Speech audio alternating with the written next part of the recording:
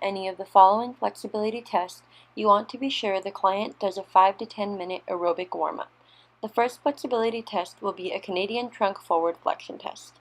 Be sure the client removes their shoes for this test. The client will sit up with their back straight, feet flat on the ground against the box, and a head in a neutral position.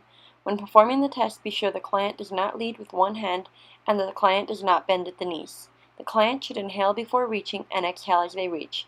This position should be held for 2 seconds, and the client should perform 2 trials and record the best of the 2 scores. This test is to assess the client's hamstring and lower back flexibility.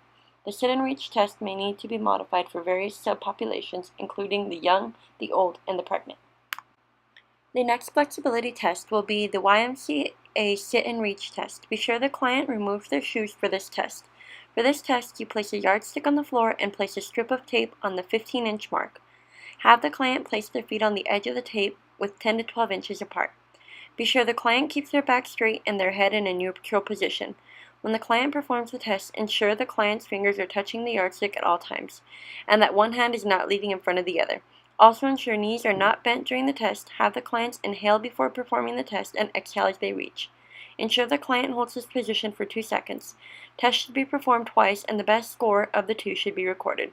The sit and reach test may need to be modified for various subpopulations, including the young, the old, and the pregnant. This test is to assess the client's hamstrings and lower back flexibility.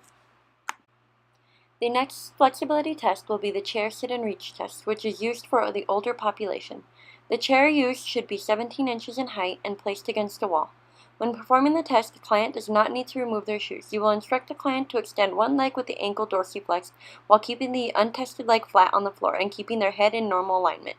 When performing the test, instruct the client to inhale before and exhale when reaching. Be sure the client does not lead with one hand and that they hold this position for 2 seconds.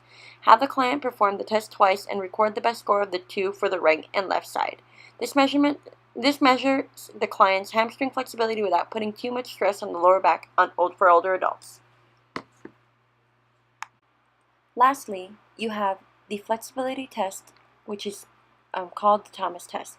Have the client lie supine. Instruct the client to bring the tested leg to their chest while keeping the untested leg straight and in contact with the ground.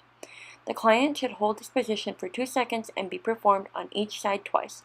The best score of the 2 should be recorded. Instruct the client to inhale before and exhale while performing the test, which may be used for any population. This test assesses the client's hip flexor flexibility. Displayed above, you have the fitness categories for the Canadian trunk forward flexion. These are categorized by age and sex. Also displayed above is the fitness categories for the YMCA sit and reach test, which is also categorized by age and sex in inches. Displayed above are the results for the flexibility assessment. There were 4 females and 1 male. I was classified as needed improvement under Canadian trunk forward flex. For the YMCA sit and reach, I was well below average.